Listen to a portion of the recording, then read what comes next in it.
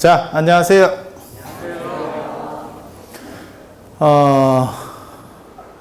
제가 오늘 아침에 사실은 한문 번역 같은 거를 좀 하다가 왔는데 되게 안 됐습니다. 작업이 되게 느려가지고 제가 굉장히 짜증이 났었거든요. 제가 뭐 한문을 그렇게 잘하지 못해서 아마 그런 건데, 제가 번역하던 게 시경 번역하고 있었는데, 뭐 논문 쓴다고 시경 번역하고 있었는데 원래 시가 어려워요. 시가 번역이 일반 글보다 훨씬 어려워요. 그렇게 해서 뭔가 좀 불길하다, 내가 이런 생각을 했었어요. 야, 이거 번역이 뻑뻑하다.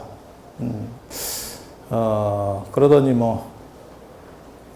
우리 청년회장님이 80명 온다더니 80명은 무슨 개뿔이 80명이야. 다 해봐야 20명도 안 되겠구만. 내가 그럴 줄 알았어. 많으면 한 30명 되겠다. 어쩐지 내가 80명이라고 할 때. 전에도 사실 조계사에서 얘기들이 있었는데, 제가, 그냥 귀찮아서 계속 한다고 했었죠.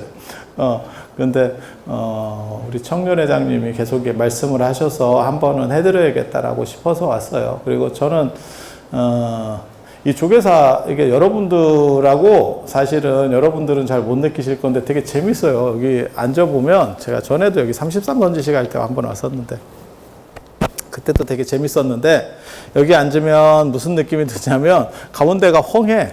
사람을 어떻게 이렇게 배치하나 싶을 정도로, 이게 뭔가 싶을 정도로, 좌우에만, 무슨 날개에만 사람이 있어. 가운데는 그린벨트가 있습니다. 물론 다른 절도 그렇게 하는데 이렇게 심하게는 안 해. 이걸 이제 어간이라고 하는 건데, 그렇게 해서 부처님이 중앙으로 움직이시는 길 이렇게 상징적으로 살짝 비워놓는 거지, 여기는 그냥 뭐 고속도로로 막 한 2차선 막 이렇게 뚫어놔가지고, 개인적으로 제가 이 조계사 생각이 많은 절입니다. 이게 누가 창건하신 거냐면 1941년에 한암노 스님께서 창건을 하셨던 절이에요. 제가 메시고 제가 박사 논문도 쓴 한암노 스님께서 이 절을 처음으로 창건을 하셨습니다. 그때가 조계종이라는 명칭이 처음 나올 때고, 그 사연을 보면 진짜 눈물 없이 들을 수 없는 아주 진기한 이야기가 나옵니다. 안중근 의사로부터 거슬러 올라가요. 거기까지 거슬러 올라가. 안중근 의사가 하얼빈에서 이토 히로부미를 저격했잖아요. 그거 모르는 사람은 뭐 아무도 없고, 그렇게 해서 이토 히로부미가 죽었는데, 이토 히로부미가 대단한 사람입니다. 진짜 엄청난 급의 인물이에요. 그래서 일본 화폐에도 들어갔던 사람이에요. 보통 그 나라 돈에 들어간다는 거는 최고급이라는 뜻을 의미하는 거예요. 뭐 유로같이 뭐 이상한 거 뭐 넣는 나라들도 있는데, 정상적이면 인물을 넣고, 인물을 넣는 이유는 위조하기 힘들게 하려고 인물을 넣어요. 이제 수염이라든지 머리카락 그게 요즘 세상에는 큰 의미가 있겠나 싶은데, 예전에는 그런 식으로 복잡한 그림을 넣으면 위조가 좀 어려웠었대. 지금은 시절이 바뀌어서 꼭 그럴 것 같지도 않다는 생각이 듭니다. 그래서 이토 히로부미가 그렇게 들어갔던 사람이고, 1940년 이제 되면 무슨 일이 벌어지냐면, 이토 히로부미 추모 사찰이 남산에 있었습니다. 그게 방문사라고 하는 절입니다. 왜 방문사냐? 이등 방문이니까. 절 이름이 방문사야. 진짜 굉장히 단순하죠. 너무 무성의한 거 아니요? 절 이름을 어떻게 그렇게 짓는데. 그래서 방문사. 지금 남산식물원 짤입니다. 남산식물원 짤이. 방문사를 짓고, 야, 진짜 세상에 이런 거지 같은 일이 있나 싶을 정도의 사건이 벌어지는데, 그 당시에 조선불교 전체를 방문사 통괄로 그 밑으로 직할로 넣으려고 합니다. 일본에서. 그게 무슨 말이 되는 소리냐라고 할지 모르지만, 그때는 그렇다 하면 그런 거예요. 그때 종정이 한암노 스님이었었고, 이 하남노 스님이 그렇게 돼서는 안 된다. 라고 해서 우리가 종단을 만들어야겠다. 우리가 종단이 뚜렷하게 없으니까 자꾸 이것들이 여기다 붙이려고 하고 저기다 붙이려고 한다. 그래서 그때 권상노 박사랑 이런 분들에게 뭐라고 얘기했냐면 일본에는 없는 종파 이름을 찾아봐라 라고 해서 이름이 떨어져요. 그러니까는 그 전에 우리가 임재종이라고 한용운 스님이 임재종이라고 하니까 그러면 일본에도 임재종이 있는데 임재종이랑 통합하면 안 됩니까? 뭐 이런 얘기들이 있었거든요. 그래서 아예 일본에는 없고 우리나라에서만 이름이 나오는 이름을 찾아라. 그렇게 해서 불교사를 뒤지기 시작했어요. 그때 나온 이름이 조계종입니다. 조계종입니다. 조계종이라는 거는 사실은 종단 명칭은 아니에요. 종파나 종단 명칭은 아니에요. 고려시대 때 중기가 되면 굉장히 대단한 인물이 한 분 나옵니다. 한국 불교사에서 엄청난 진짜 그분이 그렇게까지 대단했는지 잘 모르겠어. 그런데 배경이 무지하게 좋죠. 아버지가 왕이고 첫째 형이 나중에 왕이고 둘째 형이 왕이고 그렇게 가는 분이 있어요. 그게 대각국사 의천입니다. 고려 문종의 넷째 아드님이신 대각국사 의천. 그렇게 해서 그 의천 스님이 출가를 해서 나중에 이제 막 쭉쭉쭉 올라가기 시작합니다. 그리고 그 당시에 교종하고 선종하고 이렇게 충돌들이 있으니까 제3지대를 만들어서 불교를 통합해 보겠다. 이게 자꾸 국론이 분열되니까 안 되겠다. 의천 스님의 아버님 문종은 고려의 세종대왕 같은 분이에요. 굉장한 성군입니다. 그래서 우리 집에 아들이 넷이나 있는데 한 명 정도는 출가해야 되지 않겠니? 아들들을 넷을 다 불러서 그렇게 얘기했대. 그랬더니 제일 막내인 의천이 제가 하겠습니다. 이렇게 나온 거예요. 그거 굉장히 재밌어요. 굉장히 재밌어. 덕분에 왜 그럼 형들은 안 한다고 했을까? 왜 가만히 있었을까? 왜 침묵하고 있었을까? 첫째는 나 아니요? 이런 생각을 하고 있었겠지. 다음에 아버님 돌아가시면 난가? 이 생각이 있었겠지. 왕위 계승서열 1위잖아. 둘째부터는 별 볼 일 없는 거 아니에요? 둘째나 셋째 정도 되면? 고려는 형제상속입니다. 부자상속이 아니고 조선은 부자상속이에요. 그러니까 사도세자가 돌아가시니까 정조한테 가는 거죠. 원자. 그렇게 요렇게 밑으로 직계로 내려가는 거고 고려까지만 하더라도 유목전통이 있어서 형제상속입니다. 형제상속. 그러니까 둘째도 혹시 이 생각을 하게 된다니까 그래서 아마 조금 그러지 않았겠나라는 생각을 해요. 그래서 의천 스님이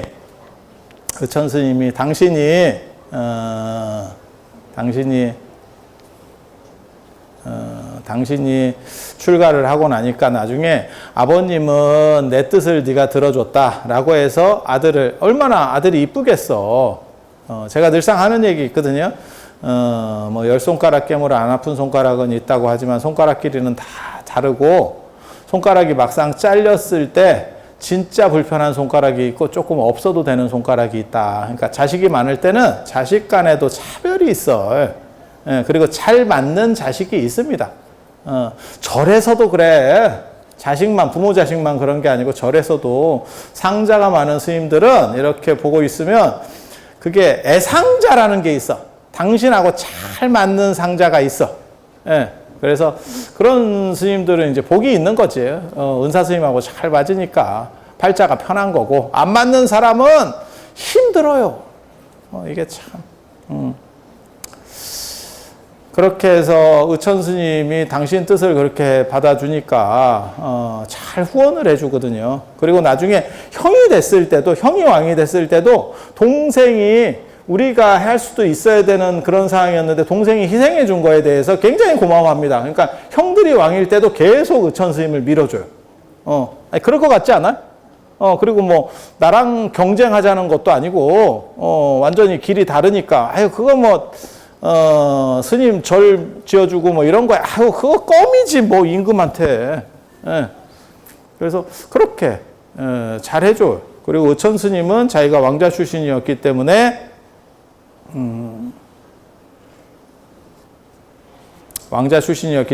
국가를 위해서 불교를 통합해서 국론이 분열이 안 되고 종교가 안정되게 하겠다라는 생각을 해요. 그래서 중국에 가서 원래 의천 스님이 화엄종 출신이고 중국에 가서 송나라 때 정원법사랑 이제 화엄종의 스님들을 만나다가 천태산에 갑니다. 천태산에.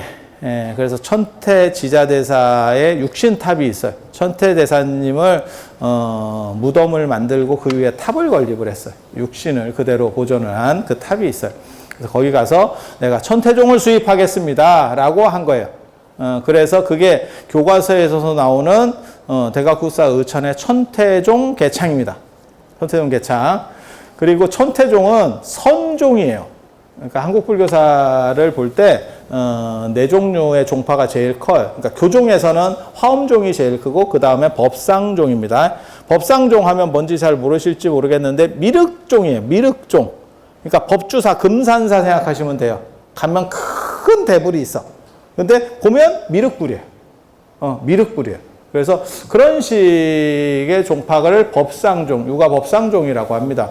그래서 교종 중에는 화엄종과 법상종이 제일 크고 선종 중에는 조계종, 이 선불교, 조계종이라는 명칭은 그 당시에 없었어요. 정확하게 말하면 그냥 선종 있었는데 이 천태종이 선종이에요.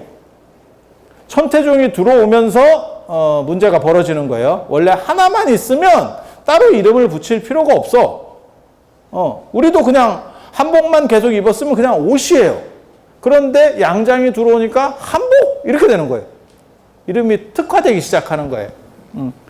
그리고 그 천태종이 선종이라는 거는 바꿔 말하면 무슨 의미냐면 선종에 있는 스님들이 천태종으로 많이 넘어갔겠구나.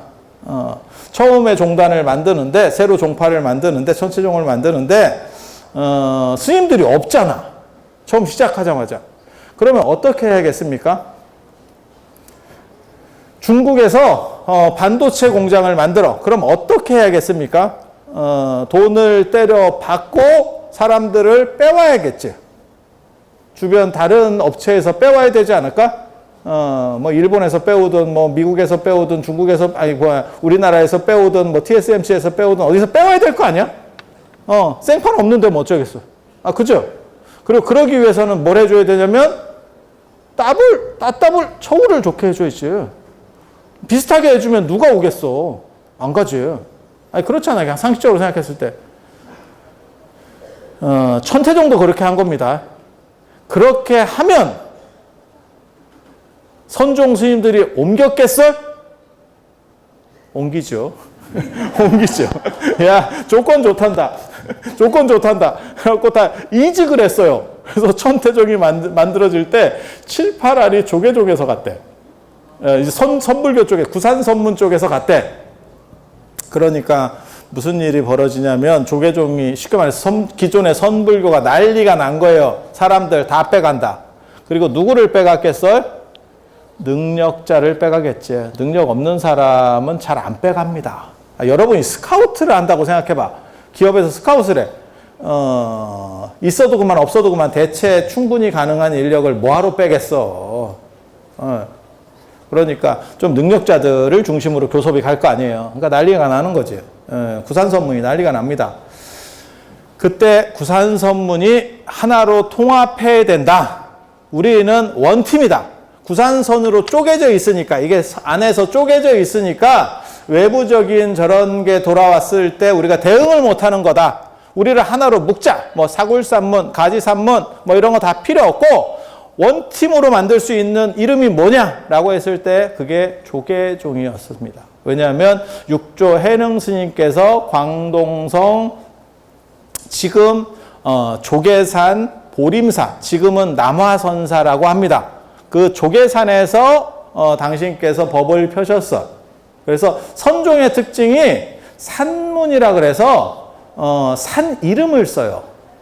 여기도 아마 조계사도 뭐 모르긴 몰라도 축원할 때 무슨 산 조계사 할 거예요. 산도 잘 안 보이는데 뭐 여기 산이 있나? 뭐 이런데 뭐 산 이름을 쓸 거야. 무슨 사나 뭐 조계사 뭐 이렇게 하겠지. 봉원사도 수도사나 봉원사 뭐 어쩌라고 뭐 어디인데 뭐 이렇게 그렇게 돼. 그렇게 이게 굉장히 재밌는 거거든. 그래서 우리가 흔히 아실 때는 구산선문 이렇게 한다고 생각하지만 실제로는 산문이라고 나옵니다. 실제로 비문이나 이런 데 보면 산문 무슨 산문 이렇게 나와. 그래서 광동성 남아선사 예전에는 보림사라고 했었던 그 절에서 법을 오래 펴세요. 거기가 왜 그러면 조계산이라고 했느냐? 거기가 조씨 땅이에요. 조씨성을 가진 사람의 땅이었었어요. 그래서 그 앞에 개울이 조씨 개울이에요. 그래서 조계예요. 조씨 개울이라는 뜻입니다. 그리고 그 산 이름이 조계산이 된 거예요. 그냥. 그게 아찔한 순간이에요. 아찔한 순간이에요. 그 조씨가 아니었고 왕씨였으면 우리가 왕계종으로 야 이거 재밌다. 생각해보면 재밌어.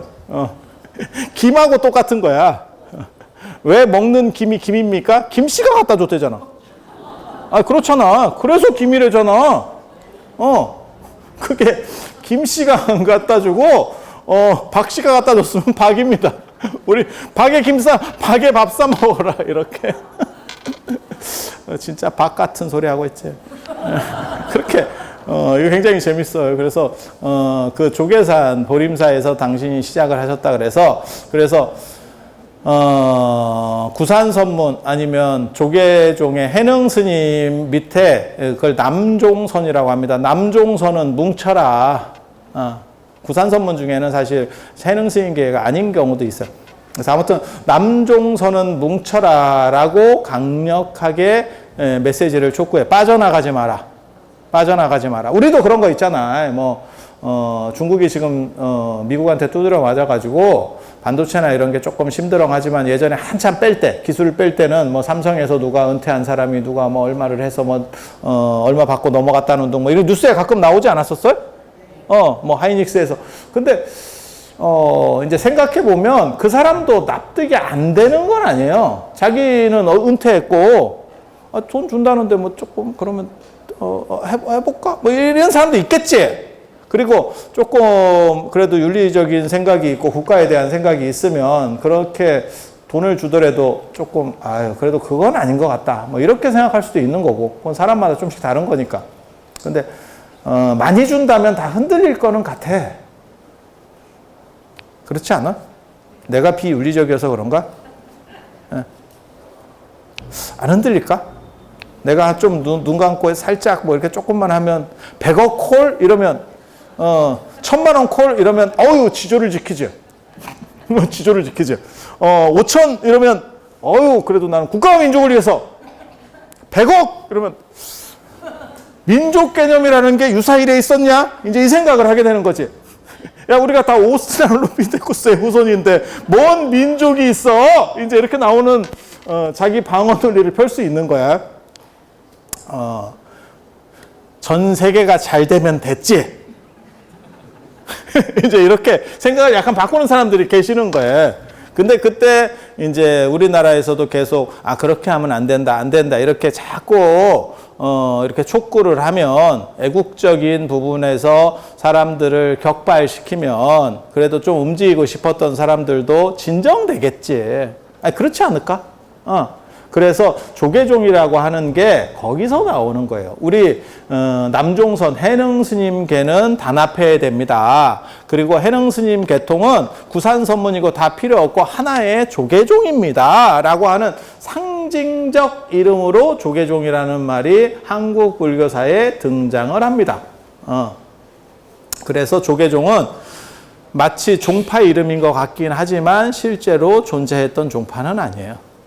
존재했던 종파는 아니에요. 그러니까 뭐라고 생각하시면 되냐면 범삼성가, 범현대가 이런 느낌이라고 보시면 돼. 범삼성가 이러면 사이 좋을 것 같아? 안 좋아. 안 좋아. 예를 들어서 CJ 쪽하고 지금 삼성 쪽하고 좋을 것 같아요? 안 좋아요. 굉장히 안 좋아요.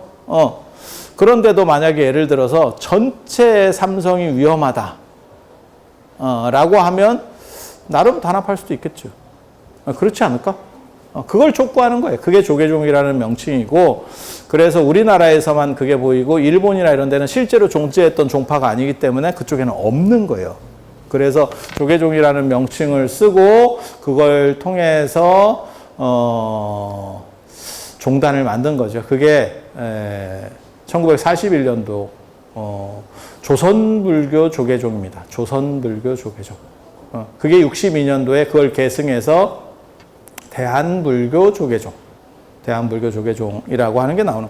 그때, 그러니까 일제강점기 때까지만 해도 조선이라는 이름을 썼었던 거고, 제가 그런 얘기 하는데, 이 명칭 쓰는 것만 봐도 그 시대가 느껴진다. 조선이라는 명칭을 썼었고, 62년에는 대한불교라고 했었고, 지금은 대한불교라는 표현을, 대한이라는 표현을 잘 안 씁니다. 지금은 한국이라는 표현. 그러니까 지금 만든다면 한국불교라고 만들겠죠. 대한, 이런 거는 조금 묵은 사람들이 쓰던 표현이죠. 그래서 예전에 보면 있었어.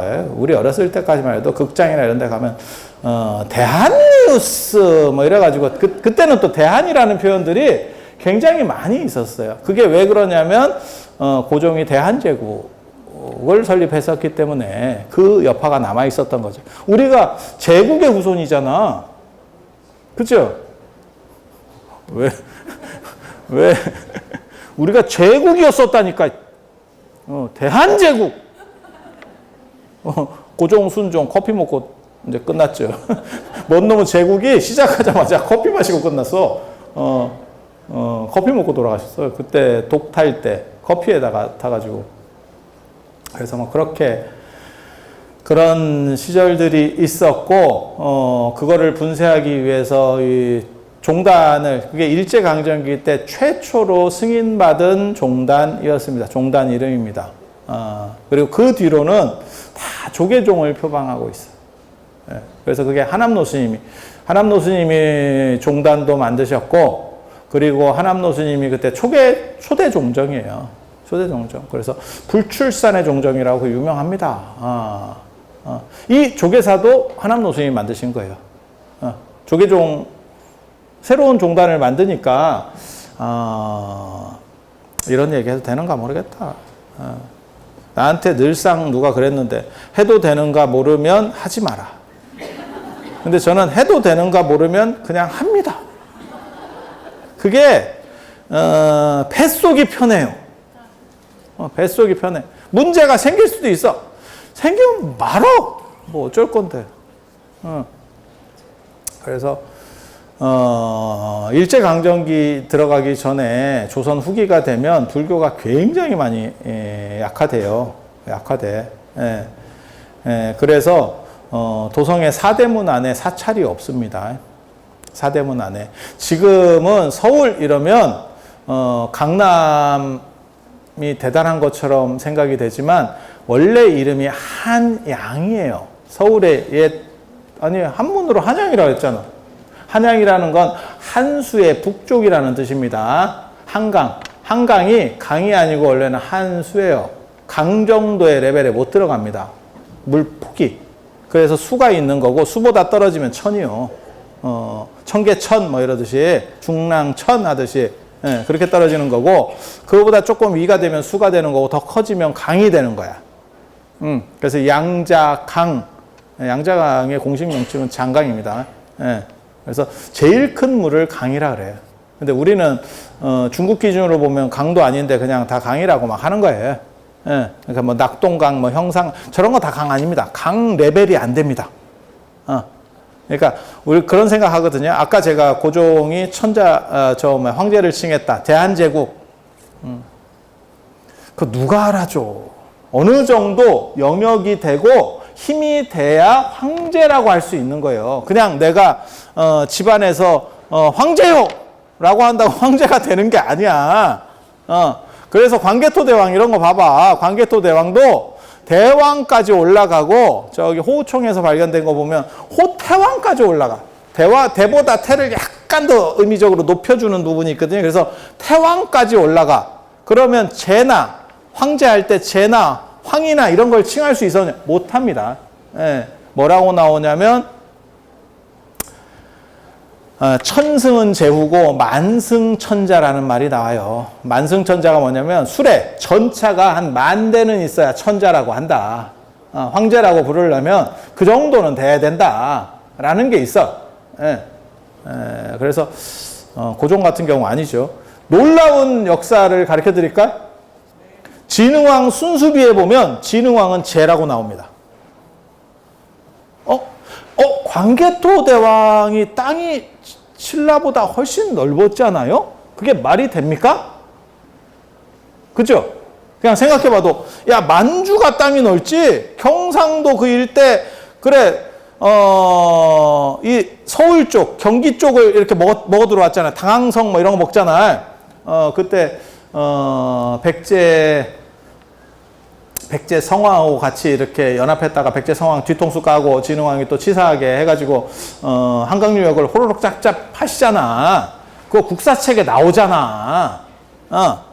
그게 이제 당항성 어떻게 하면, 그러니까 부동항을 어떻게 얻겠다 그런 거하고 비슷한 거예요. 러시아가 부동항 얻는 거하고 똑같은 게 그 당항성이라고 하는 그게 의미가 있는 거야. 안 그러면 서해에서 자꾸 백제한테 막혀.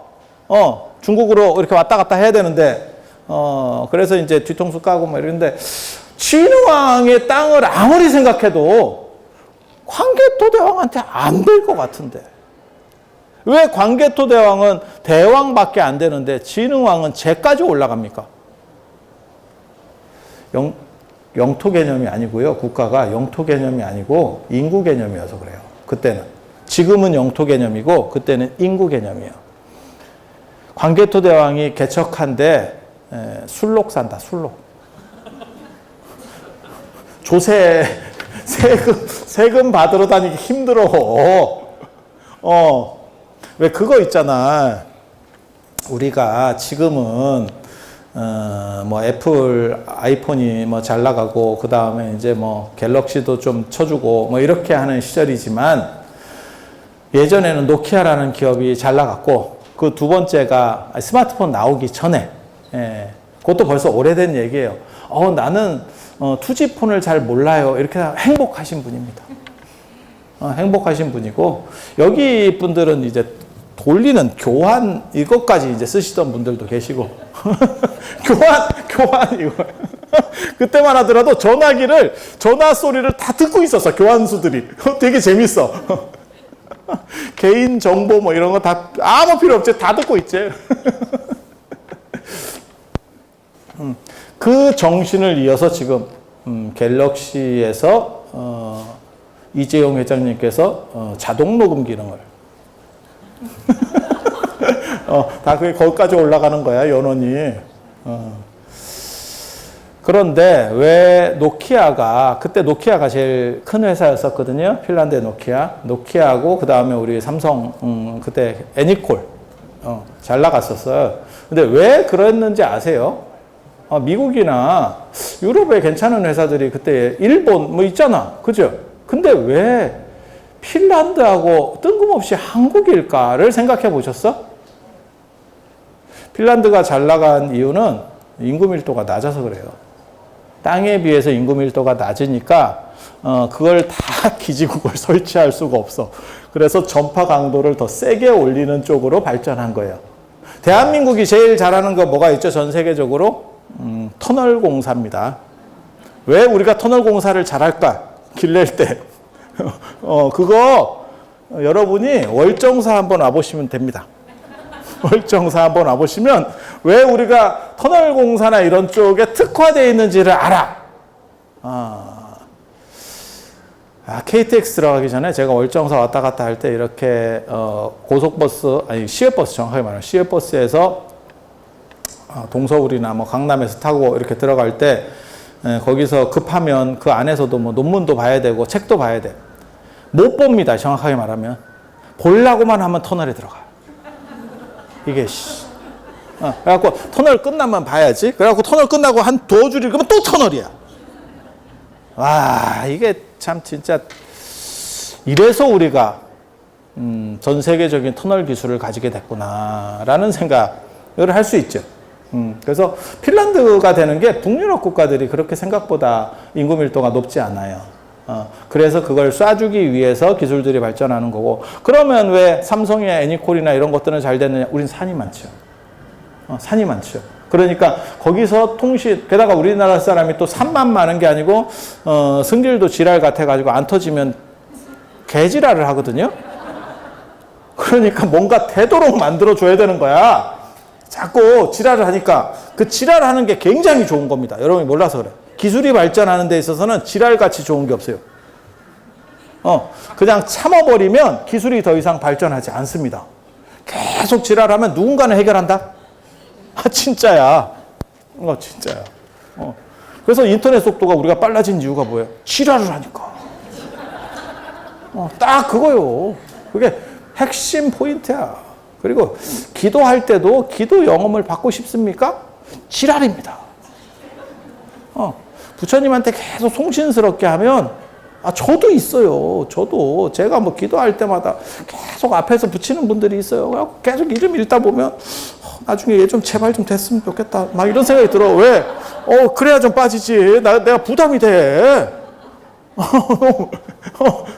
그걸 우리나라 속담에 뭐라고 얘기하냐면 우는에게 젖준다고 하는 거예요. 우는에게 젖준다고 하는 거예요. 그래서 사실 어떤 필연성들이 존재를 해요. 어떤 필연성들이 기술 발전에는. 그래서 핀란드 기업이 왜 어떻게 저렇게 될 수 있었지? 라고 생각하면 그건 그들의 필연성이에요. 지금 같으면 이제 끝났지. 지금은 통신을 국가도 컨트롤할 수 없는 거잖아. 우리가 그 우크라이나 전쟁에서 봤잖아. 러시아에서 그걸 차단하니까 일론 머스크한테 해가지고 일론 머스크가 열어주니까, 스타링크 열어주니까 뭐 어쩌라고가 나온 거잖아. 참 시절이 바뀌었지. 어떻게 보면 국가를 넘어선 재벌 권력이 가능하냐에 대한 굉장히 재밌는 그 논점이에요. 원래는 국가가 최강이었는데 그게 국가를 넘어서는 어떤 권력이 가능하다면 국가를 넘어서는 어떤 화폐도 가능하지 않을까? 코인이죠. 그걸 우리 같은 사람만 생각하겠어? 그러니까 비트코인이 다시 올라가기 시작합니다. 참 신기하다. 그럼 너는 샀느냐? 입만 있죠. 그래서 절에서도 늘상 하는 얘기 있어요. 그렇게 아는 것도 중요하지만 실천하는 게 중요하다라고 하는 거예요. 그래서 이 조계사가 처음 만들어지는 게, 조계사가 하남노스님께서 그 일제 조선 후기 때 이 한양에는 아무 절이 없었습니다. 그리고 도성 출입이 금지가 돼 있었어요, 스님들은. 그거 일본 사람이 풀어줬어. 일련종 스님이 건의해서 풀렸어요. 그 징계하다고. 그리고 그때 한국 불교의, 그러니까 조선 불교의 수건 사업이 뭐였냐면 사대문 안에 절을 둔다는 게 수건 사업이었어. 수건 사업. 지금은 강남이 대단하지만 한양이라니까. 한강에 양은 북쪽이라는 뜻이에요. 거기는 사람이 사는 데고 한강의 남쪽은 한음입니다. 한음. 그래서 한음에서 뜬 사람이 오성과 한음의 한음이고, 한음은 무덤자리예요. 음택이라니까. 거기 사람 사는데 아니요. 양이 사람 사는데. 그래서 우리 전통 도시들은 보면 전부 강을 끼고 있고, 강이 없으면 전통 도시가 형성이 안 돼. 어느 정도 이상의 강은 다 끼고 있어야 돼. 야, 물이 없는데 어떻게 살겠냐. 딴 거 없으면 뭐 어떻게 하겠지만. 아니, 그렇잖아. 절에서도 똑같아. 절에서도 절이 나중에 없어질 때, 폐사될 때 보면 무슨 얘기가 전설이 있냐면 빈대가 들끓는데. 그런 얘기 들어보셨어요? 빈대가 들끓어서 폐사됐다. 이렇게 나오거든? 빈대가 들끓는다는 건 뭐냐면 절에 산에 있다 보니까 비가 많이 오거나 홍수가 질 때 물길이 확 바뀌는 경우가 있어요. 물길이 바뀌면 이걸 뜰어 계속 가야 되나요? 이 앞으로, 쉽게 말해서 조계사면 조계사 앞에 개울이 흐르고 있었는데 탑골공원 쪽으로 물길이 바뀌어버렸어. 그럼 무슨 일이 벌어져요? 열심히 뜨면 되죠. 누가? 쉽지 않죠. 생각해보면 쉽지 않죠. 그러면 버틴 거야.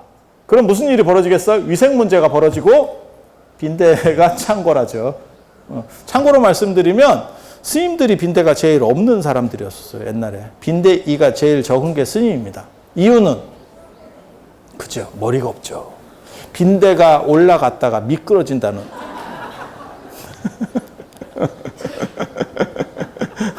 아니 그럴 것 같지 않아? 자고 있으면 스님들 머리에서 예전에 스케이트 경기장 같은 게 벌어졌었어요. 그래서 이렇게 그만해야겠다. 욕먹겠다. 동계올림픽도 열리고 그랬어. 자고 있으면 머리에서. 그렇다 치고 그래서 물이라는 건 굉장히 중요하고 그 물에 언제나 모든 전통 도시는 가만히 봐봐. 동아시아의 모든 전통 도시는 강 북쪽에 있습니다. 강 밑에는 전통 도시가 없습니다. 거기는 원래 묘자리 쓰는 데요. 그래서 강남에서 제일 유명한 도시, 동 중에 하나가 뭐냐면 압구정동이잖아. 압구정이 누구 호죠? 한명회 호잖아. 한명회 아시죠? 월정사에 가면 한명회 사인 있는데. 사인도 되게 재밌더라고. 되게 재밌어. 명자는 조그맣게 쓰고 회자 크게 쓴다고. 이 양반이. 예. 그렇게 하는데, 이 한명회가 원래 이제 응거하고 자꾸 이제 반대 세력들이 이제 물러나라, 어쩌라, 뒤에서 꽁시렁거리니까 응거한다 그래가지고 강남의 압구정에다 정자를 짓는 거죠. 그게 압구정이잖아. 내가 응거하겠다, 퇴거하겠다, 근분세수하겠다, 뭐 이런 거지. 은퇴하겠다. 그런데 끝까지 안 갔죠. 끝까지 안 갔죠. 그래서 예전에 시도 있어. 압구정에 정자 짓더니 썩을 놈 가지도 않는다. 이렇게 반대파에서는 그렇게 시를 졌다고. 그래서 압구정 왜 강남으로 간다는 게 은퇴냐? 거기는 사람 제대로 사는 데가 아니거든. 그래서 강북이 원래 사람 사는 데예요. 그러니까 남산이 서울의 중앙이 아니고 남쪽에 있어도 남산이야. 그렇잖아. 그럼 서울은 어딥니까? 사대문 아니 서울이에요. 제가 서울 사람이라니까. 그런데 저는 못 살아가지고 강남 쪽 사람이에요.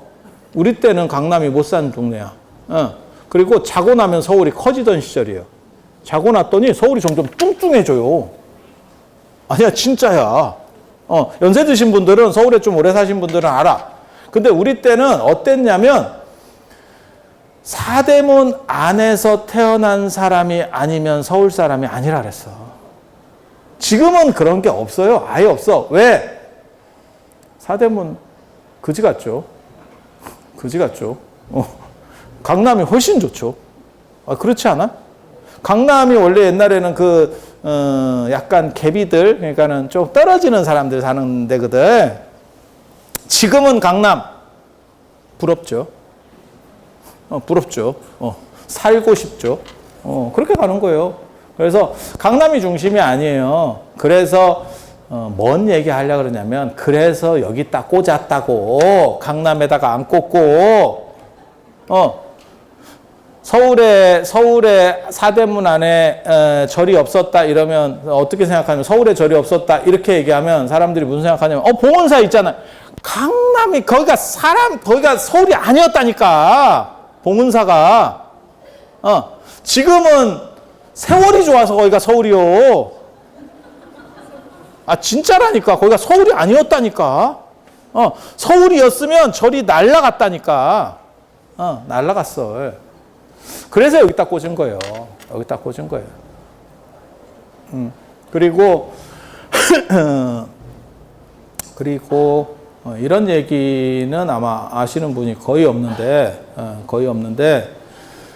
하남노 스님께서 여기에 종단을 만들고, 그래서 일제강점기 때 일본이 한국 불교를 통으로 먹으려고 하던 거를 음모를 분쇄시킵니다.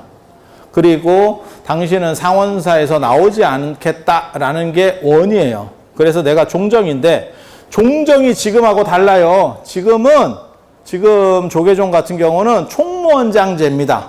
종정은 어떻게 보면 상징인물 명예직이에요. 그러니까 뭐하고 똑같은가 하면, 일본으로 얘기하면 천황이 종정에 해당한다고 보시면 돼. 그리고 수상이 총무원장이에요. 이해가 되시죠? 하남 노스님이 종정이실 때는 일본 제국시대 천황입니다. 뭔 뜻인지 아시겠어요? 천황이 결재권을 가지고 있다고. 천황이 다 하는 거라니까. 천황이 다 하는 거라니까. 조선시대 왕 같은 거지. 그래서 그렇게 하시던 시절인데 총무원장인데도 종정이 되셨는데도 불구하고 당연히 조계사로 와야 돼. 그래서 초대 조계사 주지가 하남 스님이에요. 초대가. 그런데 이어른이 안 나와. 그러니까 그런 게 어딨냐고 총독부에서 총독이 꿍시렁꿍시렁 합니다. 그랬더니 뭔 말 같지도 않은 소리냐 이래가지고 그걸 불출산의 종정이라 그래요. 산을 나오지 않은 종정. 근데 하남 스님이 워낙 기계가 대단하신 어른이어서 그게 통과가 돼요. 보통 사람 같으면 통과가 안 됐을 거예요. 네. 그 유명한 얘기 있거든요. 하남 스님이 기계가 참 좋으니까 그리고 선지가 밝아요. 수행을 오래 하신 분이라 가지고 선지가 밝아. 나중에 앉아서 자탈인망 하시거든. 그렇게 선지가 굉장히 밝으신 분인데, 그러니까 총독이 한번 보자고 올라오시라고 초청을 해요.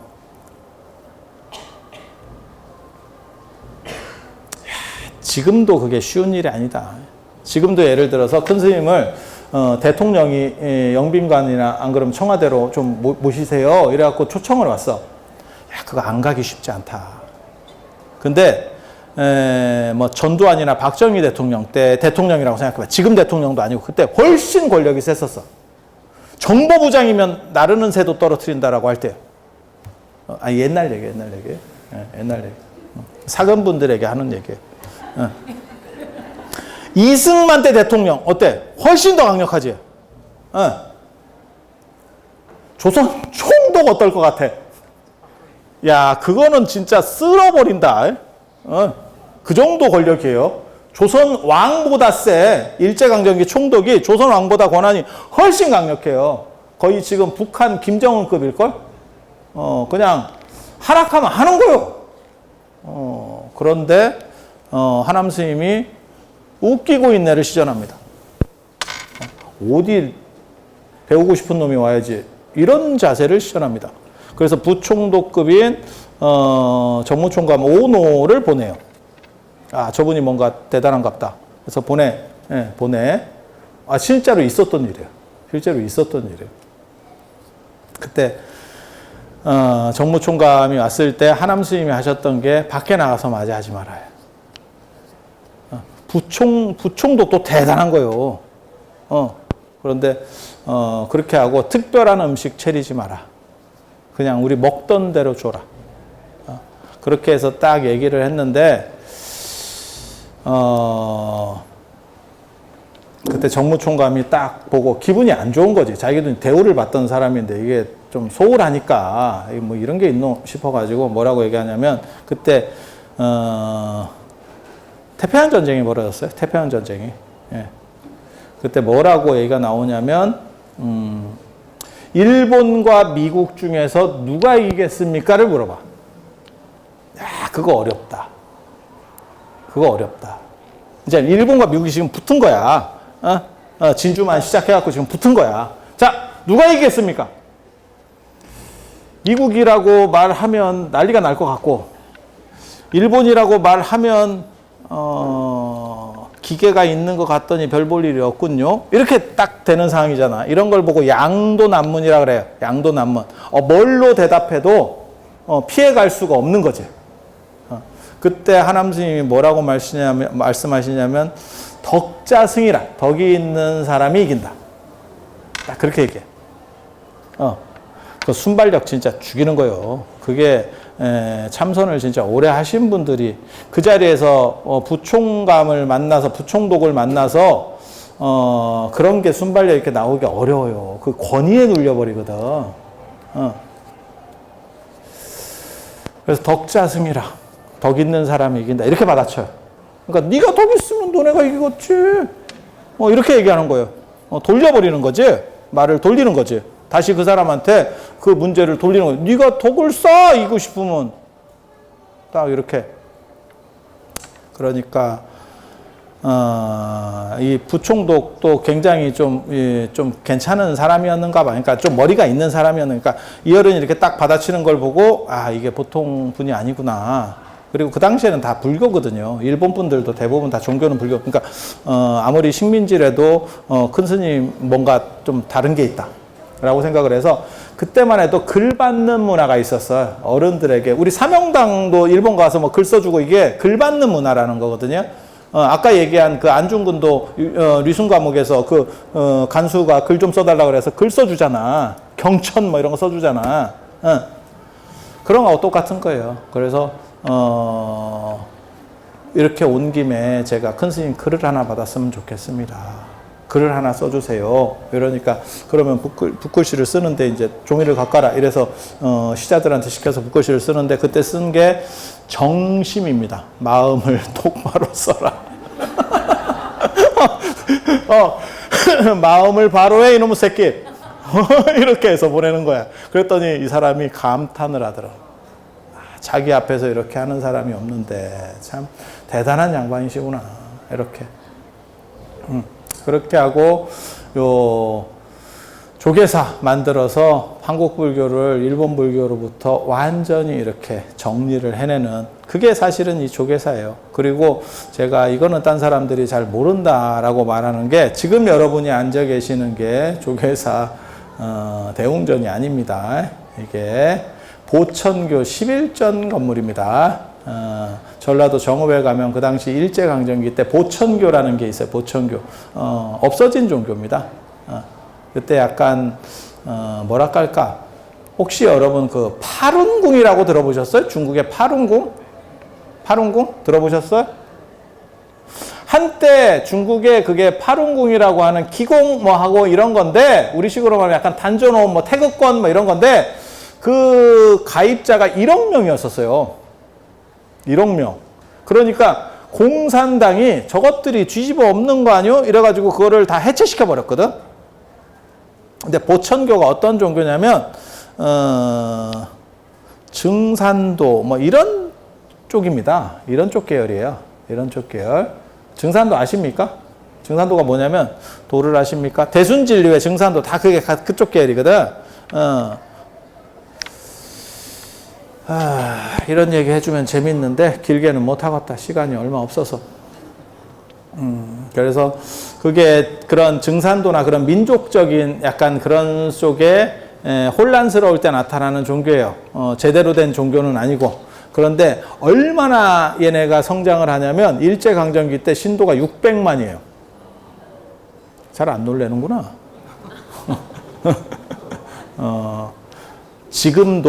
지금도 예를 들어서 100만이 내가 100만 정도의 신도를 거느렸어. 대통령 꼼짝 말합니다. 그 정도 힘입니다. 국회의원 뭐 이런 거는 보도 안 해. 보이지도 않아. 대통령도 어느 정도 영향을 줄 수 있어요. 대통령한테도. 100만을 내가 움직일 수 있으면 이 나라에서 유권자 100만이 나한테 움직일 수 있으면 그래서 그 보천교가 일본 입장에서는 저것들이 어떻게 하면 잘못하면 동학같이 될 수도 있겠다. 구한말에 동학같이 될 수도 있겠다라는 생각을 해서 그걸 조져버린다고. 다 해체시켜. 그때 그 보천교의 교주가 차경석이라는 사람이에요. 차천자라고 불렸었던 차경석이에요. 차경석. 근데 그 사람이 요즘으로 말하면 하늘궁 압니까? 하늘궁? 허경영의 하늘궁 들어보셨죠? 우리 그 날라다니신다는 뭐 이렇게 다리 들고 있었던 뭐 이런 분이 계셨잖아. 근데 그 요즘 PD수첩에도 나오고 그쪽 세력이 상당하더라고. 그런데 이제 600만이 신도니까 그 당시에 본부를 큰 건물을 지었어. 그때 메인 건물이 11전입니다. 11전. 11전. 이름이 11전이야. 우리식으로 하면 대웅전 같이 그렇게 11전이라고 지었어. 11전을 왜 11전이라고 하는지 저도 정확하게 모르는데 그냥 그렇게들 얘기해요. 10보다 위에 플러스 1라고도 하고 10하고 1을 더하면 흑토자가 돼. 땅 위에서 내가 최고. 지상권자, 하늘의 신에게 위임받은 지상권자, 지상 대리권자. 이해가 됩니까? 그래서 11전이라 그랬대. 그 11전이 이 건물이요. 그게 이 건물이라고. 그게 보천교 11전이에요. 이 보천교랑 관련된 어른이 보천교에서 중요 요직을 사셨던 게 탄원호 스님의 아버님이에요. 그래서 그게 일제강점기 때 이게 이 보천교가 다 해체되고 이게 일본 사람한테 돈이 넘어가 싸게 팔려. 그거를 아마 탄원호 스님이 약간 말씀하신 그게 하남노 스님 상자니까 뭐 말씀들이 있었는가 봐. 그래서 그거를 일본 사람에게 조금 더 비싸게 주고 사서 일로 옮겨요. 이거 만들 때. 예, 그래도 이걸 새로 만드는 값보다는 이게 훨씬 저렴했었던 거예요. 그리고 이게 그 당시 경복궁 근정전보다 큰 건물이에요. 그러니까 보천교 위세가 얼마나 대단했는지를 알지. 근데 저는 개인적으로 사실 이 건물을 쓰는 거에 대해서 그렇게까지 긍정적이진 않아요. 예, 이게 망한 사이비 종교 건물, 약간 불길, 그까지만 하겠습니다. 그까지만 하는 걸로, 그까지만. 그래서 이게 힘들게 이렇게 만드신 거예요. 만약에, 그때 우리 하남노 스님께서, 조금만 더, 힘을 내셔서 이 근처 땅을 다 샀어. 감사한 일이었는데. 근데 이거 사는데도 무지하게 힘들었었어요. 그때 기록에 나오는 걸 보면, 왜, 그때 만약에 이거 사는 돈으로 강남을 샀잖아. 야, 그럼 진짜 100만 단위로 산다. 평 단위를 100만 평 이렇게 사는 거야. 그때는 여기가 무지하게 비쌌던 땅이야. 여기가 무지하게 비쌌던 땅이야. 생각해봐. 예전에는 종로 이런 데가 좋은 데라니까. 그래서 그런 쪽에 생각을 해보면, 여기 종각하고도 가깝고, 아니, 그렇잖아. 괜찮은 터예요, 여기가. 그래서 무진장 힘들게, 각 그 본사 교구 그 주지스님들을 설득을 해가지고 이걸 모금을 해서 만든 거예요. 굉장히 힘든 거예요. 그때 이거 없었으면, 야, 총무원 들어올 자리도 없었다. 그게 다 하남노 스님의 덕화요. 그리고 지금, 동대 저기다가 만드는 것도 다 그 어른이, 예, 그래서, 그런 사건들이 다 있어. 있어. 그게, 그런 유서 깊은 내용들이 있는, 그게 조계사. 그래서 저는 조계사 이렇게 보면, 여러 가지 생각들이 참 많아. 참 많아. 그래서, 회한의 설인, 그런 부분들이 있고, 그래도 잘 이거를 건사해서 어른들 뜻을 받들어서, 잘 나가면 그것까지 좋은 게 어디 있겠나 싶어요. 그래서 일신우일신 해야지. 그래서 오늘 우리 청년들이 80명 온다고 낚아가지고 저를 데려왔지만 물론 뭐 올 거라고 별로 생각도 안 했어요. 그런데 낚일 정도로 제가 그렇게 인생을 편하게 산 사람은 아니요. 그래도 뜻을 가지고 그 유서 깊은 자리에서 여러분들이 법회를 보는 그런 분들로서 그 거룩한 뜻을 받들어서 무언가 한국 불교의 보탬이 되고 그 다음에 여러분 스스로도 성장할 수 있는 이 세상에 다른 거 다 필요 없어. 제가 그런 얘기 하는데 공부하는 게 도움이 되느냐? 별로입니다. 진짜 무지하게 잘하는 사람 외에는 그게 그거요. 큰 차이 없습니다. 천재적으로 잘하거나 안 그러면 그 노력해봐야 별 차이 없어. 그럼 뭐가 중요합니까? 복이 있는 게 중요합니다. 복이 있는 게 제가 그래서 그런 얘기 하잖아. 돈 벌 필요 없고 만수로 같이 태어났더니 그렇게 돼 있어. 경기 끝이요. 돈을 왜 벌어? 그래서 복이 있는 게 중요한 거고, 복이 있는 거는 가장 빨리 그 복을 성취하는 것은 복 있는 사람 옆에서 계속 문대는 게 중요한 거고. 이미 이 생에 태어났는데, 아버지가 만수르야. 경기 끝이요. 공부를 왜 해? 뭐 미쳤어? 만수르가 공부해서 됐냐? 아버지 잘 만나서 됐지? 그래서 그렇게 되는 거고, 태어나 보니까 이미, 나는 어려워. 그러면, 새로 태어날 때까지 기다려야 되는데, 그때가 너무 힘들어. 그래서, 복 있는 사람 옆에 잘 문대. 그러면 복은 마치 자석과 같아. 그래서 자석 옆에 쇠를 자꾸 문대면 자석이 옮겨가거든요. 그래서 복 있는 사람 옆에 자꾸 문대면 그게 되는 거예요. 그래서 복이 있는 게 제일 좋은 거. 그건 부처님께서도 그렇게 말씀을 하셨어. 복이 있고 지혜지. 그래 복해지 지혜가 우선은 아니야. 지혜가 우선. 지혜만 있고 복이 없으면 인생 팍팍하고 인정받지 못한 비운의 천재가 되는 거예요. 그래서 복 있는 사람이 누굽니까? 뭐 그런 사람이 있어야 뭘 하죠. 제가 아는 한도 내에서 가장 복 있는 분이 부처님입니다. 그래서 제가 얘기하잖아. 예수는 2000년 동안 삐쩍 골아가지고 매달려서 못 내려오고 못 내려오니까 그렇게 삐쩍 고른 거요. 공자는 1년에 2번 먹는다. 춘추 석전대제 때 2번 먹는다. 부처님은 계속 드셔 앉아가지고 그게 복이요. 그게 복이요. 그리고 금치를 하고 있잖아. 야, 금테크에 어떻게 보면 가장 좀 그렇긴 한데 그래서 복 있는 사람 옆에 있으면 제가 그런 얘기를 하거든요.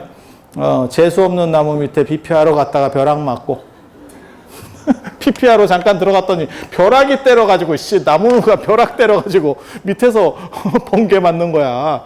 아니야, 진짜 인생이 내가 주도할 수 없는 상황이라면 줄을 잘 서야 돼. 이쪽이냐? 이쪽이냐? 요거 잘해야 돼. 그래서 제가 그 얘기 하잖아.